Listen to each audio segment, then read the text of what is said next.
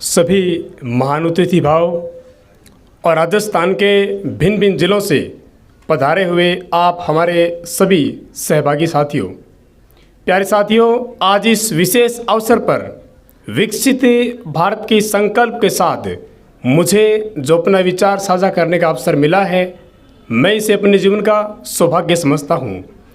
प्यारे युवा साथियों, मैं ये समझता हूँ कि किसी भी राष्ट्र को विकसित या सशक्त या समृद्ध या पूरे विश्व में एक ऊंचे आकार में लाना हो तो हमें उस राष्ट्र की ऐतिहासिक और सांस्कृतिक धरातल में जाना चाहिए।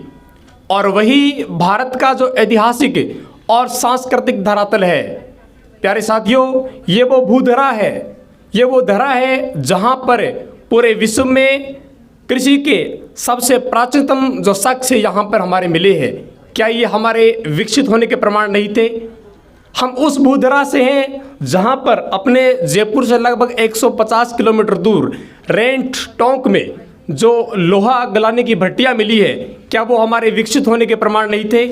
अगर हम दक्षिण भारत की तरफ जाएं तो वहाँ के जो मंदिर है और वहाँ की जो शैलियाँ हैं, क्या वो हमारे विकसित होने के प्रमाण नहीं है? अभी हमारे एक युवा साथी ने बताया था कि जो बिहार के जो भागलपुर में जो वहाँ पर तक्षशिला विश्वविद्यालय है और जो विक्रमशिला विश्वविद्यालय है, जहाँ पर पूरे विश्व के हजारों छात्र भिन्न भिन्न क्षेत्रों के अंदर अध्ययन करने भारत में आते थे, क्या वो हमारे विकसित होने का प्रमाण नहीं था? हाँ, लेकिन प्यारे साथियों, समय के साथ में मैं समझता हूँ कि हमारे जो विकसित होने के पैमाने हैं वो बदल गए हैं। क्योंकि एक समय वो था जब कोई खेती के अंदर, कृषि के अंदर समृद्ध था तो वो विकसित था। उसके बाद जिसके पास में पशु संपदा बहुत ज़्यादा थी वो समृद्ध था। लेकिन आज के इस विश्व में हमारे एक बहुत सारे युवा साथियों ने जिक्र भी किया भी है कि जिसकी न्यूनतम एक आय हो, जो देश खुशहाल हो, जिसमें जो आधारभूत सुविधाएं मिले हो, वो विकसित राष्ट्र की श्रेणी में आता है। तो प्यारे साथियों, मैं ये समझता हूँ कि हमारा जो पड़ोसी मुल्क है चाइना, उन्होंने 1970 के दशक में अपनी जो अर्थव्यवस्था है उसके ऊपर उन्होंने स्वप्रेरित होकर काम करना शुरू कर दिया था। लेकिन हमें 1990 के दशक में जो अंतर्राष्ट्रीय संस्थाएं हैं उन्होंने ये करने के लिए बाध्य किया कि भारत को अब अपनी अर्थव्यवस्था के नए आयाम खोजने चाहिए। फिर हम जाकर एलपीजी की वो नीति लेकर आए थे और यकीनन देश ने बहुत अच्छा किया है।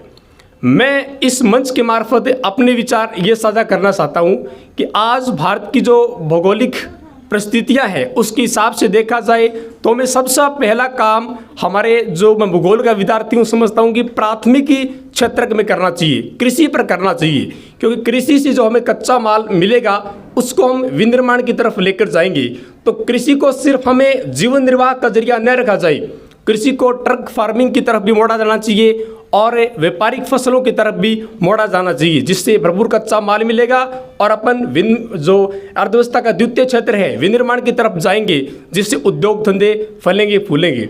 अब प्यारे साथियों, उद्योग धंधों की बात करता हूं तो अभी अभी हमारा जो बजट आया था उसी के आधार पर मैं देखता हूं कि हमें जो हमारा बजट है उसके निवेश पर हमें ध्यान देना होगा। क्योंकि हम अपने बजट का बहुत बड़ा हिस्सा राजस्व खर्चों के अंदर करते हैं जिसका हमें प्रॉफिट नहीं मिल पाता है। तो मैं समझता हूं कि हमें अपने बजट का निवेश उद्योगों के अंदर करना चाहिए, जहां से अपन को अर्थधन की जो समृद्धि है जिससे मिले और जिससे हमारी अर्थव्यवस्था है वो नया आकार ले। आगे प्यारे साथियों, मैं समझता हूं कि जो हमारी बौद्धिक संपदाएं हैं जिनका पलायन हो रहा है, जो विदेशों में जा रही है और वहाँ पर अपनी प्रतिभा का लोहा तो बना रही है, लेकिन राष्ट्र के काम सही मायने में नहीं आ रही है। तो मैं समझता हूँ कि उन बौद्धिक प्रतिभाओं का संरक्षण हमें करना चाहिए, हमें व्यक्तिगत आधार पर भी उनका संरक्षण करना चाहिए, जिससे वो पूरी संपदाएं हमारे यहाँ पर रहेंगी और हमारे उद्योग धंधे और हमारी टेक्नोलॉजी, सॉफ्टवेयर इंजीनियरिंग और विज्ञान का क्षेत्र, अंतरिक्ष का क्षेत्र बहुत ज़्यादा हमारा मजबूत होगा। उसके बाद प्यारे साथियों, मैं समझता हूँ कि हमें हमारे शासन और प्रशासन में पारदर्शिता का मार्ग अपनाना चाहिए और वो पारदर्शिता न हमारे शासन और प्रशासन में हो अपितु हमारे खुद के विचारों में भी पारदर्शिता होनी चाहिए। जैसे कि हम अपने यहाँ पर मंच पर आकर विचार साझा कर रहे हैं। अभी अभी हमारे एक युवा साथी ने एक बात कही थी कि अपन थाने में जाते हैं तो भिन्न प्रकार की समस्याओं का सामना करना पड़ता है। तो मैं समझता हूं कि भारतीय संविधान के अनुच्छेद 14 का पालन करते हुए हमें विधि के समक्ष सबको धरातल पर समानता दी जानी चाहिए। हम भिन्न भिन्न नई योजनाएं लेकर आते हैं, नए नए कार्य भी राष्ट्र के लिए करते हैं, लेकिन हमें सबसे ज़रूरी काम ये करना चाहिए कि जो हमारी अभी योजनाएं चल रही है, सरकार ने बहुत सारे काम किए हैं आज़ादी के बाद भी, उनको धरातल पर लागू किया जाना चाहिए, उनकी प्रक्रियाओं में संशोधन किया जाना चाहिए। बहुत सारी हमारे देश में जो योजनाएं सरकार के द्वारा चलाई गई है, बहुत सारी मिशन चलाए गए हैं, उनके प्रति जैसे कि मान लो रिजर्वेशन है, तो उसके प्रति हमें उसको न तो किसी जातीय चश्मा के आधार पर देखना चाहिए, न किसी क्षेत्रीय चश्मा के आधार पर देखना चाहिए, न किसी राजनीतिक पूर्वाग्रह और कुंठा के आधार पर देखना चाहिए। हमें एक नागरिक होने के नाते और राष्ट्र के लिए समर्पित होने के नाते उसको देखना चाहिए।